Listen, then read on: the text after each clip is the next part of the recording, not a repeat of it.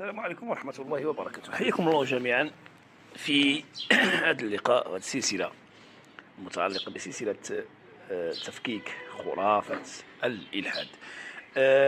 توصلنا جميعا في الحلقات السابقة بوجود ذات العقل يحكم بها.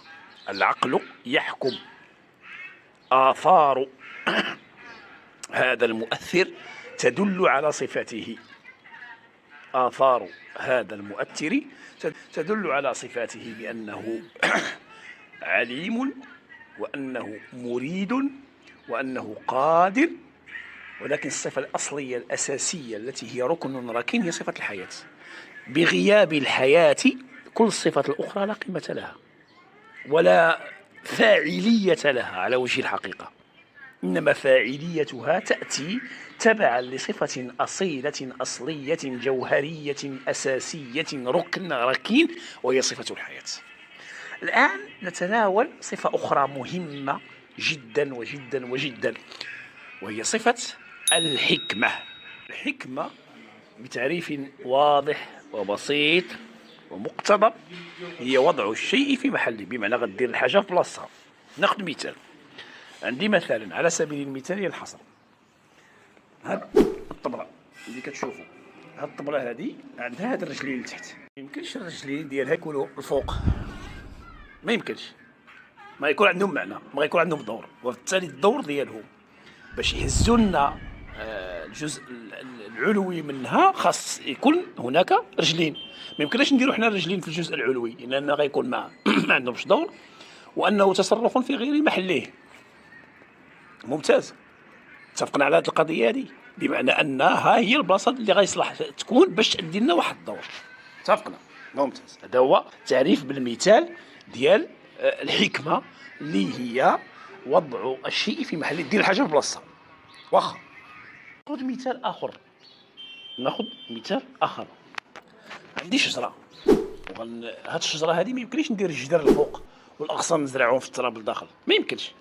هذا تصرف غير حكيم، ما غيعطيناش النتيجه المرجوه، بان الجذور اللي خصها تكون في الارض، وداك الجذور باش كتسقى بالماء باش كتكبر الشجره. اما درنا الغصن الاغصان لتحت وقلبنا الجدار الفوق ما غتكون عنده حتى شي دور، بمعنى انها محطوطه في مكانها، والجزء اللي خصو يتحط في التراب في هذا المكان هذا باش يؤدي واحد الدور هو اللي كيكون هما الجذور وليس الاغصان. الاغصان كتكون الفوق. هذا مثال اخر.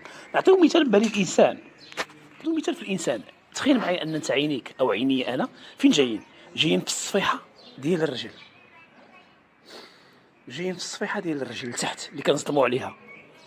كي غدير باش تشوف واش غيكون عندهم شي دور كما ينبغي ويجب؟ واش غيكونوا في بلاصتهم اللي خصهم يكونوا فيها؟ الجواب قطعا لا.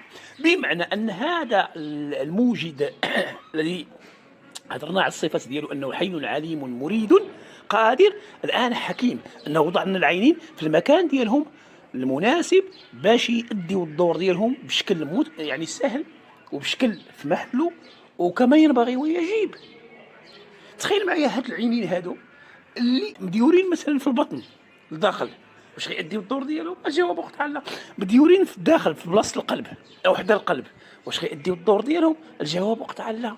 كذلك الانف، كذلك الاذن، كذلك اليدين، كذلك مجموعه ديال الاعضاء محطوطه على براها في بلاصتها، وها هو الدور ديالها اللي كتأديه وخصها تكون هنا، بمعنى انها مديوره في المكان المناسب، بمعنى مديوره بحكمه. مديورين في البطن هنايا تكون بلاصه العينين او تما بلاصه النيف او تما بلاصه الودنين، وخصك تغطى.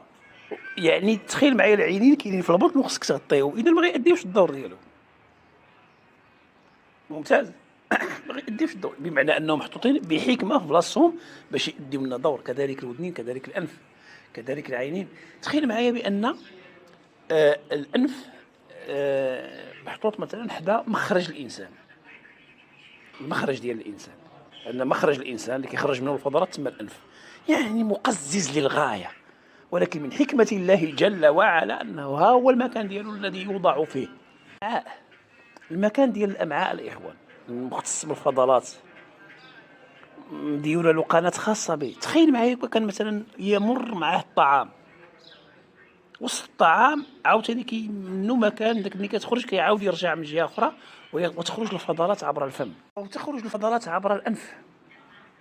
تخيلها معي، تخيل معي، كي غيكون الانسان واش غيقدر يعيش بهاد لي بكتيري والميكروبات والجراثيم، وناهيك عن الرائحه المقززه، بمعنى ان من وضع هذه الامور وضعها في المكان ديالها المناسب، بمعنى انه يتصف بماذا؟